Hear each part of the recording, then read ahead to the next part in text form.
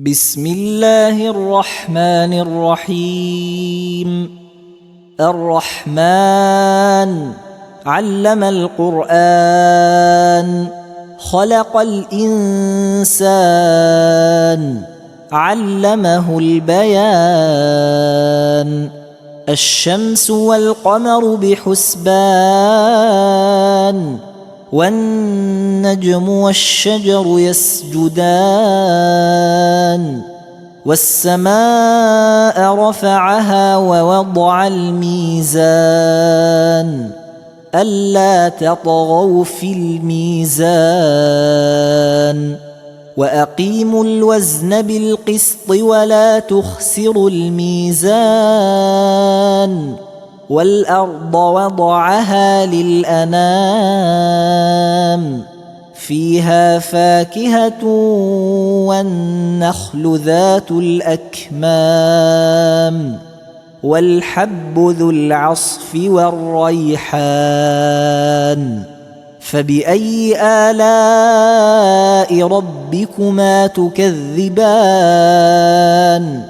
خلق الإنسان من صلصال كالفخار، وخلق الجان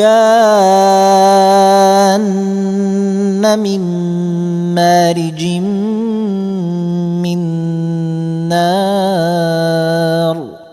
فبأي آلاء ربكما تكذبان؟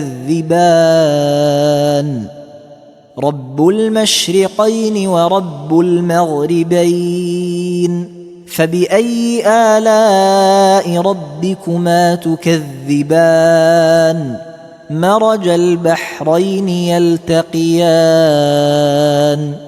بينهما برزخ لا يبغيان. فبأي آلاء ربكما تكذبان؟ يخرج منهما اللؤلؤ والمرجان. فبأي آلاء ربكما تكذبان؟ وله الجوار المنشآت في البحر كالأعلام. فبأي آلاء ربكما تكذبان؟ كل من عليها فان، ويبقى وجه ربك ذو الجلال والإكرام. فبأي آلاء ربكما تكذبان؟ يسأله من في السماوات والأرض كل يوم هو في شأن. فبأي آلاء ربكما تكذبان؟ سنفرغ لكم أيها الثقلان. فبأي آلاء ربكما تكذبان؟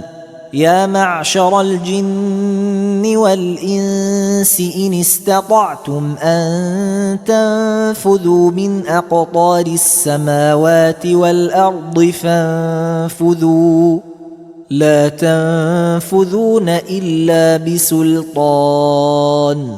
فبأي آلاء ربكما تكذبان؟ يرسل عليكما شواظ من نار ونحاس فلا تنتصران. فبأي آلاء ربكما تكذبان؟ فإذا انشقت السماء فكانت وردة كالدهان. فبأي آلاء ربكما تكذبان؟ فيومئذ لا يسأل عن ذنبه إنس ولا جان. فبأي آلاء ربكما تكذبان؟ يعرف المجرمون بسيماهم فيؤخذ بالنواصي والأقدام فبأي آلاء ربكما تكذبان هذه جهنم التي يكذب بها المجرمون يطوفون بينها وبين حميم آن فبأي آلاء ربكما تكذبان ولمن خاف مقام ربه جنتان فبأي آلاء ربكما تكذبان ذواتا أفنان فبأي آلاء ربكما تكذبان فيهما عينان تجريان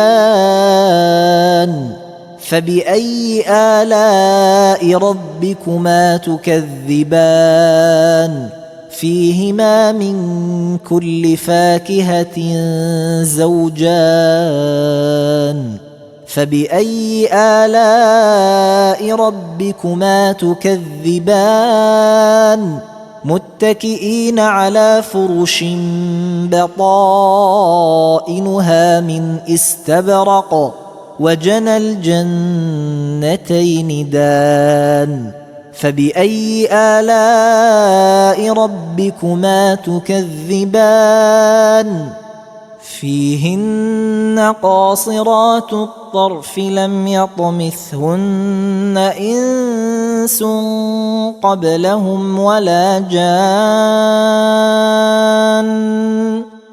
فبأي آلاء ربكما تكذبان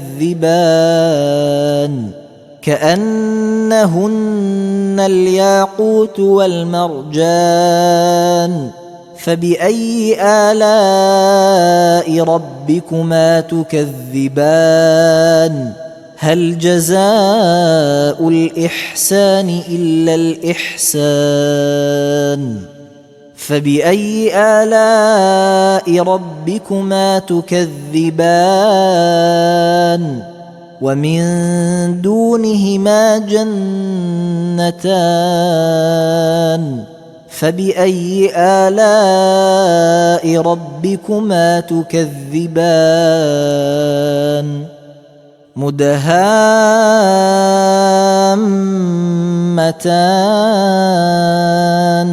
فبأي آلاء ربكما تكذبان فيهما عينان نضاختان فبأي آلاء ربكما تكذبان فيهما فاكهة ونخل ورمان فبأي آلاء ربكما تكذبان فيهن خيرات حسان فبأي آلاء ربكما تكذبان حور مقصورات في الخيام فبأي آلاء ربكما تكذبان لم يطمثهن إنس قبلهم ولا جان فبأي آلاء ربكما تكذبان متكئين على رفرف خضر وعبقري حسان فبأي آلاء ربكما تكذبان تبارك اسم ربك ذي الجلال والإكرام